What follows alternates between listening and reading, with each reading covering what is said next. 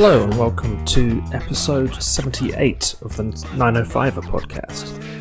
I am Roland Tanner. I am Joel McLeod. Today we're going to hear the second part of our interview with Graham Crawford of iElect Hamilton.ca. If you heard part one of our interview with Graham on Tuesday, you'll know that he and a group of Hamiltonians have created an organisation to campaign for a better Hamilton Council to be elected in 2022. And for candidates to come forward who can bring a new look to that council, replacing councillors who have been in place for decades in some cases, and who are now associated with the Sewergate and Red Hill scandals, and who continue to foster the division between Old Hamilton and the suburban and rural hinterlands of the amalgamated city. As we rejoin the interview, I'm waxing lyrical about Hamilton's fantastic location, and we go on to look at Hamilton's unrealised potential and the need for new attitudes and new ambitions for a renewed city.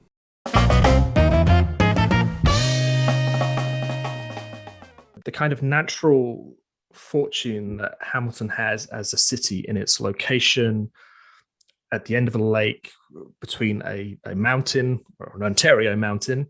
Sure. And I remember, this is the kind of thing you wish the councillors could get. The first time I saw Hamilton as an adult, I visited when I was a child and too young to remember. But as an adult, I came here. It was 1999. It was like literally, I think the first time I saw Hamilton was from the 403 on New Year's Eve, 1999, 2000. The start of the new millennium was literally when I cast eyes upon downtown Hamilton. And you're doing that kind of journey where you see the lights of the city before you in the dark. I was like, wow, this is stunning. What an astonishing place. That's the essence of Hamilton is that it should be one of the most desired places in Canada because it has the kind of bones to build on top of, if you like, just through fortune or whatever, because of where it is. And then we're constantly dragged back into this kind of, oh, well, is it going to cause a traffic on King Street? I was like, I don't want to focus on LRT because it's so much bigger than that. But the question is, after having just got off on my own little side story, I was with you.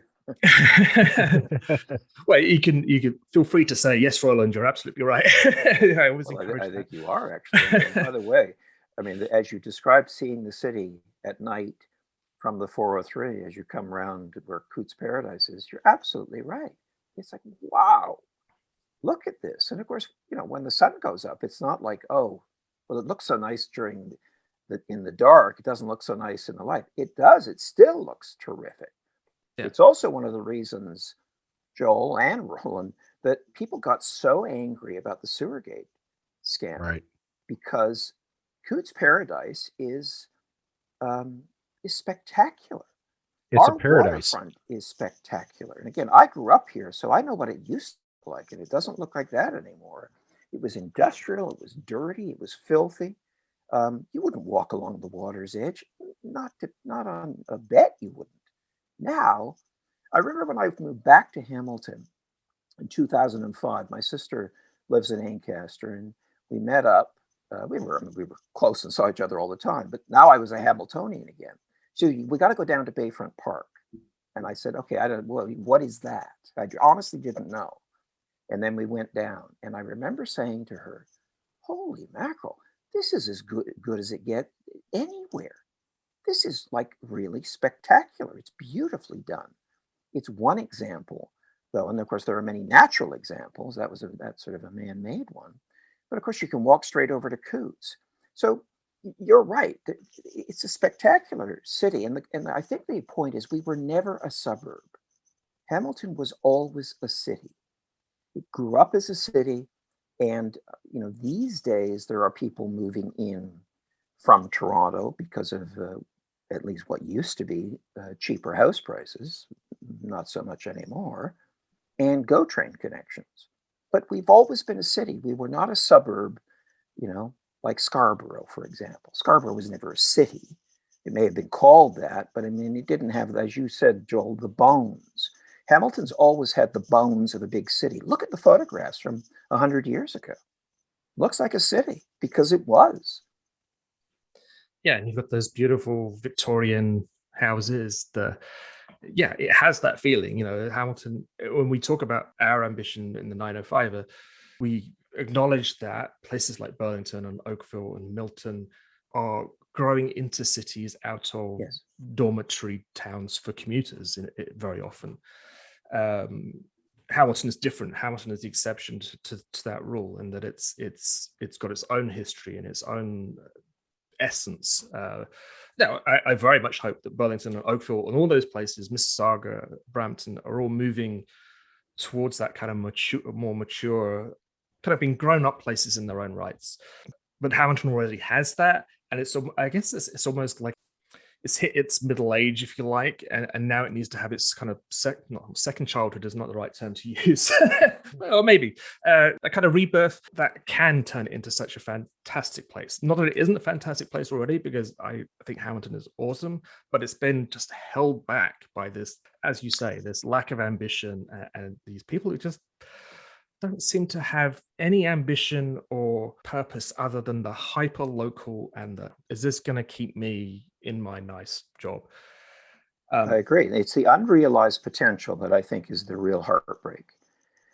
It's all there in front of us. Everything is possible. We don't have to invent something. We just have to, put in place the things we already know about.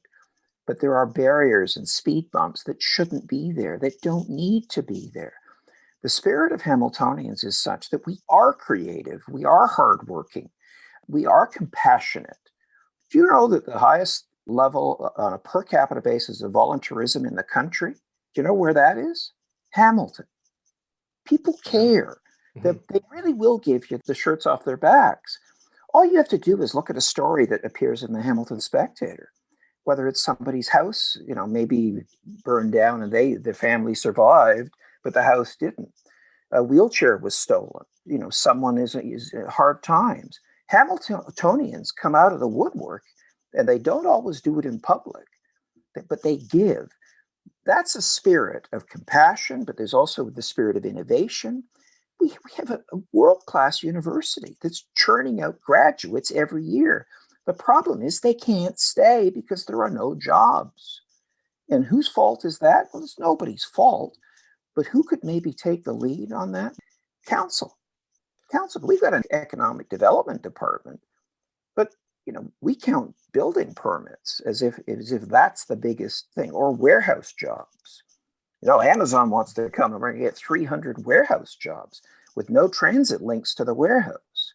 So the assumption is anybody who gets a low-paying warehouse job, of course, will just drive there in their car. It's like, really? How would they do that? How could they afford that? Our counselors, they don't take a systems approach to thinking because we have a car-centric mentality, unfortunately, that is getting in the way. Witness our 5-lane highway that comes off the 403 and heads all the way over. And counselor doesn't want to touch that because they love the time traffic lights. Like, this is how we're measuring the quality of life in Hamilton, by how fast you can get through it. Wrong. Absolutely dead wrong.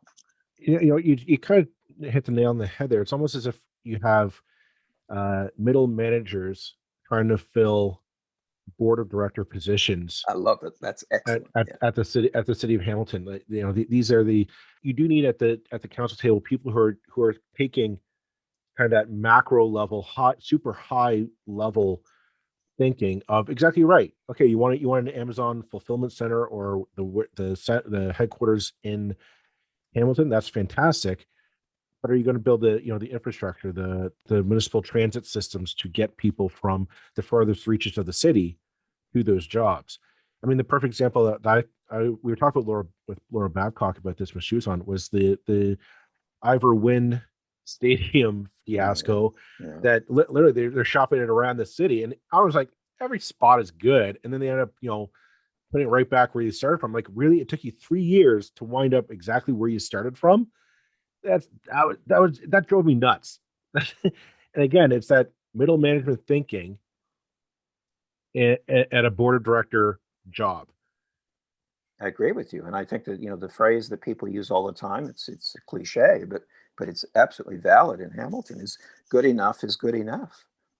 We don't need great.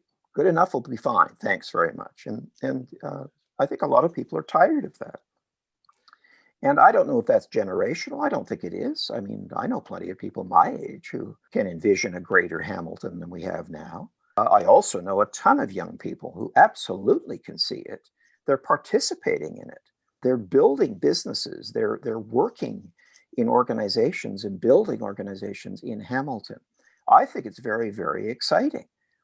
But it's heartbreaking, and I know we keep coming back to that. But it's heartbreaking when you see people getting in the way of that, not leveraging it, not even recognizing it is the real problem. Like, not how you can't tap into something if you don't even acknowledge that it's there. So how do you build on it? Well, you don't.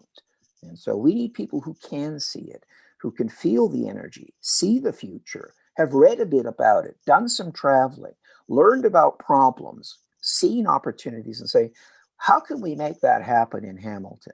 And you know what? I'm starting to get jealous of Kitchener-Waterloo because they seem to have figured this out. And look, I'm old enough to remember when Kitchener-Waterloo was kind of a sleepy community. I mean, it was a lovely community. I mean, don't get me wrong. It's very nice. They had a great university and so on. But now it is a thriving city. It's creative. It's modern. It's inventive. It's innovative. It's attracting huge amounts of inward investment to locate next to their LRT. Isn't it true, though? And I'm sure it's stealing people from McMaster to go and work up there. And they kind of leveraged the university in many ways to as that kind of focus. I know they had BlackBerry as well, which was kind of kicked a lot of things off. But yeah, I mean, there's an example of how to reinvent yourself as a municipality. That's a fine example. Now, I promised a question a while ago, and I better actually deliver one. I think you threatened a question, didn't you? I did. And what usually happens with me is I forget what it was, and I have to think. I sit here and go, "What was that question? That brilliant question that I had." Here it is. I know there are heaps of people in Hamilton who would make excellent councillors, and I'm sure there are people who are qualified to make excellent mayors. However, I can't necessarily name those people, those kind of councillors in waiting. Maybe that's just because I don't know Hamilton well enough, and you do. You say you're not naming names, and maybe you don't want to mention, but are you seeing those kind of people who are getting ready to throw their hats into the ring next May, or are we really trying to find those people? And do you? I guess the other side of that question is, for all Mayor Eisenberger's faults, he's a pro LRT guy. That kind of was what maybe got him re-elected last time around, against the anti-LRT candidates. And Vito Scro was the main rival for mayor. I voted for Fred last time. Because what else are you going to do, right? Yeah, exactly. Yeah. So do you think those candidates, those kind of the candidates who offer something truly better, are out there and are going to come forward? I think it's the essential question, Joel. I really do. The answer, I'm happy to report, is yes. There are candidates I already know about, and no, I'm certainly not going to name names because that's up to them. And as I said earlier, technically there is no such category as candidate yet, legally. But I get your point, of course. Yeah. There are people who are progressives who have great credentials, who have worked in business or academia, and who are well-read, well-traveled, are modern, current, different ages. Genuinely diverse crowd that I'm already hearing about, and I do know names of people who said, I'm going to run. I'm really seriously going to do this time. So I have great hope, and so does the rest of the iElect team, that we can help just create an environment in our city where people are interested in learning about new candidates, about new ideas and new ways of doing things versus simply picking the same person you've picked for 30 plus years because he always gets the blue box on time and seniors love him and he just seems to be really nice to seniors. I mean, great, I'm a senior. I want people to be nice to me. But I mean, come on. This is not how you lead a city that has an annual budget of in excess of $1.5 billion. That's over almost 600,000 people now, and with great projections beyond that. and we are the 10th largest city in the country. We need bigger, better thinkers to help us get there, not to watch us get there or to slow us down on the way, but to see the future, to be able to articulate it, to be able to inspire people to get on board and say, that's the Hamilton I want. That's a better Hamilton than one we've got now, and I will help you do that. That's the kind of change we need, and it is there. Now, they have to get elected. As you know, it's lovely to have those kinds of people run. It's not so lovely if they lose. But, we don't control that, but we can maybe help people at least make informed decisions. So no matter what ward you're in, you're going to at least be able to think about, how do I evaluate this person beyond just name recognition? I was part of and Joel too, actually, it was kind of part of a change of election in Burlington in 2018. And I mean, I was a candidate and I didn't win, but I knew the person who did win was also a new face for council. And there were only 2 faces from the old council who made it through, one of whom was the new mayor, who was kind of the face of the new council, if you like. Yeah. And it was a really exciting, it showed that people, having been involved with federal and provincial elections, being involved in that municipal election was so different. I couldn't get off people's doorsteps. They were so keen to talk to me. This is politics, right? It's like, I have to go. I've got 10,000 other doors to knock on here. Right. Because people were so passionate about that need for change, particularly in the ward I was in. There was a whole history associated with that I won't go into. I would love to see that that kind of level of engagement in Hamilton, and let's hope that is going to happen in a positive way. And you know what? The incumbents should not be scared of this kind of thing. They should welcome it. If they are truly have the best interests of the city at heart, you should never be afraid of people who are trying to get people involved. It can only be good. And if you're any good at all as an incumbent, be able to deal with it.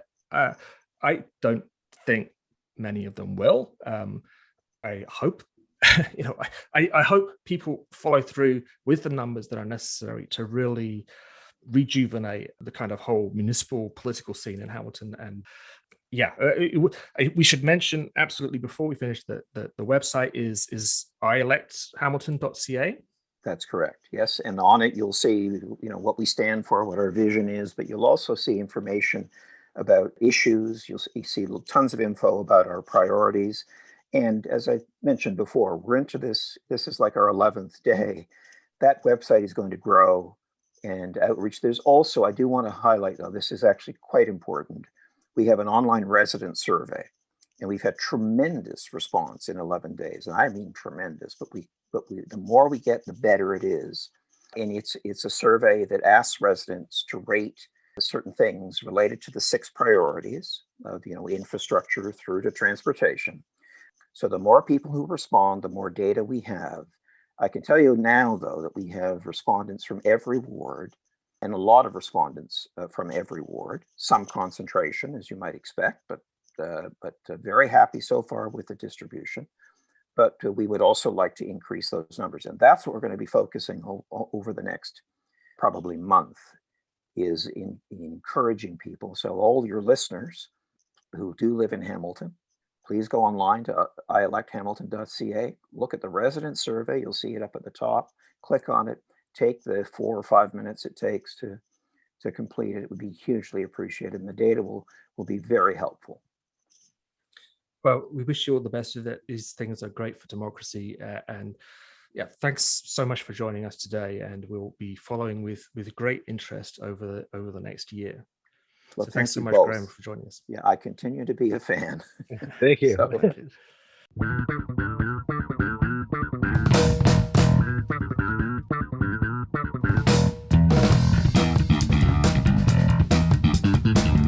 That's it for this episode of the 905er. Thank you for listening. As always, you can send us your feedback, thoughts, and concerns or ideas for future episodes to our email, info@905er.ca. We'd love to hear from you. You can help us keep the 905er going by financially supporting us through Patreon as well as PayPal. Visit us at 905er.ca and click on the support tab. As well, links are in the show notes for your convenience. Lastly, you can find us on social media. Search for _905er on Facebook, Twitter, Instagram, and LinkedIn. So long for now. See you next time.